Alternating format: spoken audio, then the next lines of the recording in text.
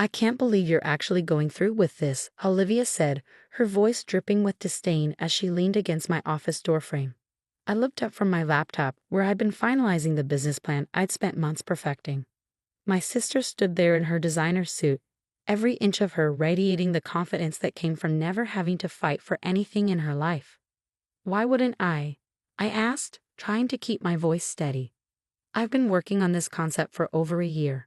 The market research shows there's a huge demand for sustainable fashion rental services, especially in. Please, she cut me off with a dismissive wave. You really think you can pull this off? You've never even run a business before. My name is Sarah Mitchell, and at 28, I was about to launch my dream company, a revolutionary platform that would transform how people thought about fashion consumption. The idea had come to me during my years working in retail management, watching countless customers struggle with the balance between wanting to stay trendy and being environmentally conscious. My solution was simple but innovative, a subscription-based service that would allow people to rent high-end sustainable fashion pieces, with a portion of the profits going to environmental causes. I'd spent countless nights researching, planning, and building connections with sustainable fashion brands. Every detail had been carefully considered, from the eco-friendly packaging to the blockchain-based tracking system that would ensure transparency in our supply chain. This wasn't just a business idea. It was my passion, my way of making a real difference in an industry desperately needing change. But Olivia had always had a way of making my dreams seem small, insignificant. At 32, she was the successful one in our family, working as a marketing executive at a prestigious firm. She'd always done everything first, better, smoother. And she never let me forget it. I've done my homework, I replied, turning back to my laptop. The business plan is solid, the financial projections are conservative but promising, and I've already got interest from several investors.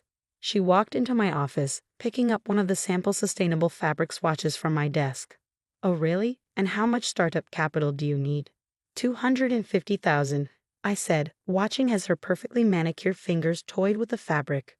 I'm meeting with Mom and Dad this weekend to discuss their investment. That's when I saw it, the flash in her eyes, the slight curl of her lip. I should have recognized it for what it was, the look of a predator spotting prey. Well, good luck with that, she said, dropping the fabric back on my desk. I'm sure it'll be interesting.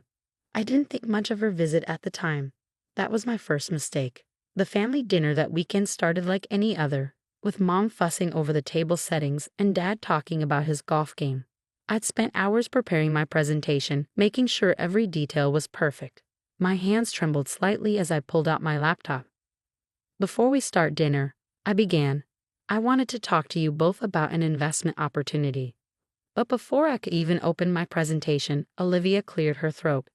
Actually, she said, setting down her wine glass with a deliberate click, I have something I'd like to discuss too. My stomach tightened as she pulled out her own laptop. I've been working on an exciting new venture, she announced, her voice carrying that confident tone she perfected over years of corporate presentations. A revolutionary platform in the sustainable fashion space.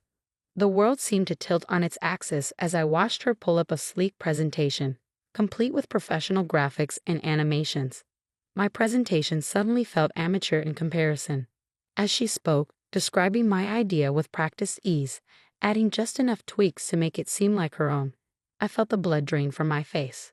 The market research shows huge potential, she was saying, using the exact phrases I'd shared with her in my office. And with my experience in marketing and business development, we could dominate this space within 2 years. Mom and Dad were enthralled, nodding along as she wove her spell. They'd always been impressed by her corporate success, her polished demeanor. When she finished, Dad was already reaching for his checkbook. This is impressive, Olivia, he said, beaming with pride. Very impressive. How much are you looking for? $500,000, she replied smoothly, to really do it right. Now that's thinking big, Mom added, shooting me a quick glance. Sarah, didn't you want to discuss something too? I sat there, frozen, as the magnitude of what had just happened sank in. My sister hadn't just stolen my idea. She'd taken my dream and sold it as her own, knowing she had the credentials and connections to make it more appealing to our parents. No, I managed to say, my voice barely a whisper. It's nothing. Later that night, as I was leaving, Olivia caught up with me in the driveway. "Hey, no hard feelings, right?" she said, her smile sharp in the darkness. "Business is business. And let's be honest, I can execute this so much better than you ever could. Good luck competing, though." Her laugh echoed in my ears as I drove home, tears blurring my vision. But among the hurt and betrayal, something else was crystallizing: determination. If Olivia thought she could just steal my dream and get away with it, she was about to learn a very important lesson. I spent that night going through everything. All my research, my contacts, my plans. Olivia might have taken my basic idea, but she didn't have the depth of knowledge I'd accumulated over the past year. She didn't have the relationships I'd built with sustainable fashion brands, or the understanding of the complex supply chain issues involved. Most importantly, she didn't have my backup plan. You see, while developing my business concept, I discovered something crucial. The sustainable fashion industry had a significant authentication problem. Many brands claiming to be eco-friendly were actually greenwashing their products, using clever marketing to hide unsustainable practices. My original business plan had included a proprietary authentication system that would use blockchain technology to track and verify the sustainability claims of our partner brands. It was complex, technical, and I hadn't shared those details with Olivia during her office visit. She had the shell of my idea, but not its revolutionary core. The next morning, I called Marcus, my best friend from college who now worked in tech development. "Remember that authentication system we discussed?" I asked. "How quickly can we make it operational?" "The prototype's already built," he replied. "We could have a working version in 3 months, maybe less." "Why?" I took a deep breath. "Because we're going to beat my sister at her own game." Over the next few weeks, I watched from a distance as Olivia threw our parents' money at launching her version of my business. She hired a flashy PR firm, rented expensive office space, and started making grand promises about revolutionizing sustainable fashion. Her company, which she named EcoChick, generated quite a buzz in the local business scene. Meanwhile, I worked quietly but steadily. I sold my car, emptied my savings, and took out a small business loan. It wasn't $500,000, but it was enough to start. Marcus and his team worked around the clock on the authentication system, while I focused on building real relationships with truly sustainable brands who understood the value of what we were creating. I named my company True Thread, simple, honest, and direct. Everything Olivia wasn't. 3 months later, just as EcoChick was preparing for its grand launch, I made my move. I didn't do it with flashy PR or expensive parties. Instead, I published a detailed white paper revealing the extent of greenwashing in the fashion industry, along with our blockchain-based solution for authenticating truly sustainable products. The paper went viral in sustainability circles. Major fashion blogs picked it up, and suddenly True Thread was being hailed as a potential game-changer in sustainable fashion. More importantly, several high-profile sustainable brands reached out, excited about the possibility of proving their eco-friendly credentials. Olivia's launch party was scheduled for the following week. I didn't attend, but I heard all about it from Mom, who called to tell me how impressive everything looked. The offices were beautiful, the champagne was flowing, and Olivia gave a passionate speech about revolutionizing sustainable fashion. What Olivia didn't know was that 3 of her biggest potential brand partners had already signed exclusive agreements with True Thread. They'd been impressed by our authentication system and our genuine commitment to sustainability. More importantly, they'd been concerned about the lack of technical depth in EcoChick's approach. The first cracks in Olivia's facade appeared about 2 months after her launch. Without proper authentication measures, EcoChick had accidentally partnered with several brands that were later exposed for greenwashing. The scandal was minor, but it was enough to make other potential partners nervous.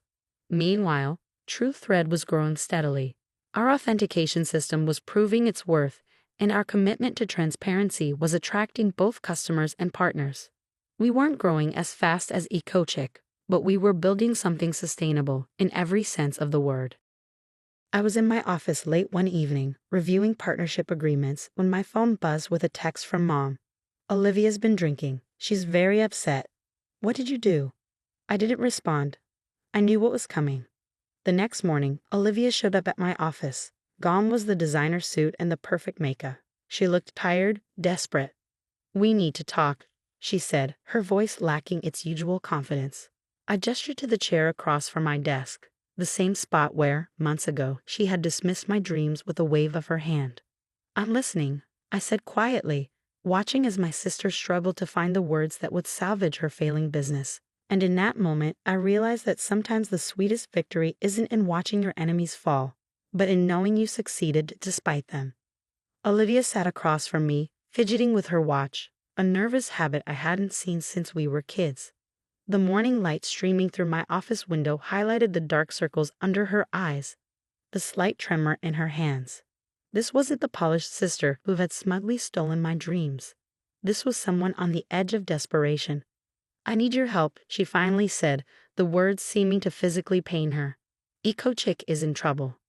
I leaned back in my chair, letting the silence stretch between us. Part of me wanted to savor this moment, to let her feel the full weight of her actions. But another part, the part that remembered building sandcastles with her at the beach and sharing secrets under blanket forts, ached at seeing her so broken. "What kind of trouble?" I asked, keeping my voice neutral. She ran a hand through her hair, a gesture so uncharacteristically vulnerable that it caught me off guard. "Everything's falling apart," she admitted. "The greenwashing scandal was just the beginning. We've lost 3 more brand partnerships this week. Our authentication process is a mess. We can't verify half the claims our partners make about their sustainability practices. And now," she paused, swallowing hard. "Now there's a class action lawsuit brewing. Some customers are claiming we misled them about the environmental impact of our products." I felt my stomach tighten. A lawsuit could not only destroy Eco-Chick, but could damage the entire sustainable fashion movement we were trying to build. This was bigger than just Olivia's failure. It could hurt the very cause I dedicated myself to. "What about Mom and Dad's investment?" I asked, already dreading the answer. Olivia's eyes welled up. "Gone. All of it. $500,000. I've tried everything, Sarah. Hired consultants, brought in experts, but nothing works. We need your authentication system. We need TrueThread's credibility." The irony wasn't lost on me. The sister who had dismissed my capabilities, who had stolen my idea and claimed she could execute it better, was now asking for the very expertise she'd once mocked. "And what exactly are you proposing?" I asked, my voice steady despite the turmoil of emotions inside me. "A merger," she said quickly, as if getting the words out faster would make them more palatable. "Eco-Chick and TrueThread. Together we'd have the market presence and the technical backbone. You have the authentication system and the trust of the sustainable brands. We have the marketing reach and the customer base. It makes sense." I stood up and walked to the window, looking out at the city skyline. The same view I'd stared at countless nights while building TrueThread from scratch, without family support or connections. Just pure determination and belief in my vision. "It makes sense," I repeated softly, turning back to face her. "Just like it made sense for you to steal my idea and convince our parents to invest in you instead of me. Just like it made sense to laugh in my face and tell me I couldn't compete." Olivia flinched. "I was wrong," she whispered. "I was arrogant and cruel, and I was wrong about everything. You've built something amazing here, something real. I just took the surface idea and threw money at it, but you understood the depth of what was needed. You always did." Her admission hung in the air between us, heavy with years of rivalry and resentment. I sat back down, pulling up TrueThread's latest financial reports on my computer. "Do you know what these numbers mean, Olivia?" I asked, turning the screen toward her. "They show that TrueThread is now valued at over $5 million. We're profitable, growing, and most importantly, we're making a real difference in the industry. We've helped expose 3 major greenwashing operations and provided certification for dozens of genuinely sustainable brands." I let that sink in before continuing.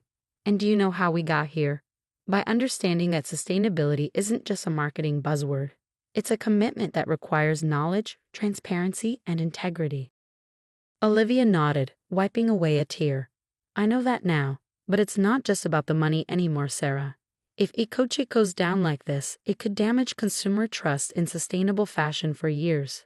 Everything you've worked for, everything you believe in, it could all be tainted by association." She was right, and that was the most frustrating part. The sustainable fashion movement was still fragile, still fighting against decades of fast fashion dominance. A high-profile failure and lawsuit could set us back years.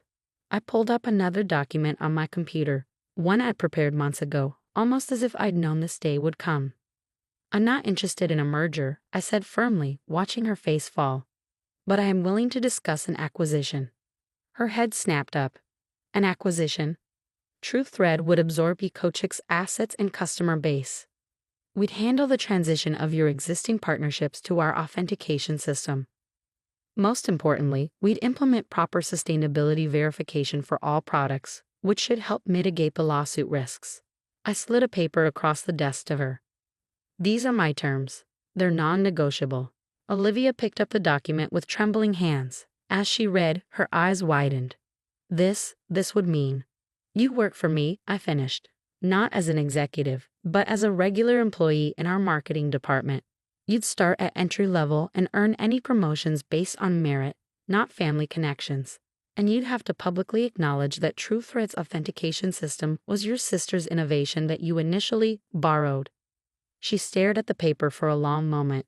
And Mom and Dad's investment? I'll ensure they get partial recovery of their investment through shares in TrueThread. Not all of it. They made their choice when they backed you without even hearing my pitch. But enough to show that family still means something to me. Olivia looked up at me, and for the first time in years, I saw my sister instead of my rival. Why would you do this? After everything I did to you? I thought about all the nights I'd stayed up working on TrueThread, all the obstacles I'd overcome, all the strength I found in myself when everyone else had doubted me. Because success isn't about destroying your competition, I said softly. It's about staying true to your vision and your values, and my vision was always about making the fashion industry more sustainable, more transparent. This acquisition serves that goal. I paused, letting a small smile cross my face. Besides, watching you have to learn things the right way, from the ground up, might be satisfaction enough. A week later, we announced the acquisition. The press praised it as a smart consolidation in the sustainable fashion space, but those who knew the whole story saw it for what it was. A testament to the power of doing things the right way, even when others take shortcuts. Olivia started her new role the following Monday. I watched from my office as she was shown to her small cubicle, accepting the standard employee laptop and orientation packet with a humility I'd never seen in her before. It was strange seeing her without the designer suits and perfect makeup, dressed in business casual like any other employee. That evening, as I was leaving the office, I found a note on my desk written in Olivia's familiar handwriting. I never said it properly before, but I'm sorry. Not just for stealing your idea, but for every time I made you feel less than. You've built something extraordinary here, and I hope one day I can earn the right to be proud to be your sister again. Thank you for giving me a chance to learn from you. Oh. I tucked the note into my desk drawer and headed home, feeling lighter than I had in months. The next morning, I had Marcus start training Olivia on our authentication system. If she was going to work her way up in my company, she was going to learn everything from the ground up, starting with the very thing she should have valued from the beginning. Over the next few months, I watched as Olivia threw herself into learning every aspect of the business. She stayed late, asked questions, and most surprisingly, showed genuine interest in understanding the technical side of our authentication system. The employees who didn't know our history were impressed by her work ethic. Those who did watched with a mix of amusement and respect as she earned her place, one small victory at a time. Mom and Dad took longer to come around. The loss of their investment had strained family relationships, and it took several uncomfortable Sunday dinners before we could all sit at the same table without tension. But gradually, as they saw how TrueThread was growing and how Olivia was changing, things began to heal. 1 year after the acquisition, I called Olivia into my office. She entered with the quiet confidence she developed, so different from her old arrogance. I've been reviewing your performance reports, I said, gesturing for her to sit. Your supervisors speak highly of your work, particularly your recent campaign for our Authentication Awareness Initiative. She nodded, waiting for me to continue. There's a senior marketing position opening up, I said, watching her carefully. You'd be welcome to apply, just like any other employee. A smile spread across her face, not the smug grin of old, but something genuine and warm. Thank you, but I think I'll wait. I'm still learning so much in my current role, and honestly, I want to earn it, really earn it this time. I felt a surge of pride, not just in my company's success, but in watching my sister become someone who finally understood the value of doing things the right way. Well, I said, standing up and gathering my things. In that case, want to grab coffee? I've been working on some new ideas for expanding our authentication system, and I'd love your marketing perspective. As we walked to the coffee shop, discussing business ideas and sharing genuine laughs, I realized that sometimes the best revenge isn't about getting even. It's about growing beyond what hurt you, and maybe even helping others grow too. TruthThread continued to lead the sustainable fashion revolution, but more importantly, it stood as proof that success built on integrity lasts longer than any shortcut. And every time I saw Olivia working late at her desk, poring over sustainability reports or crafting honest marketing campaigns, I knew that some lessons, though hard learned, were worth every difficult moment along the way.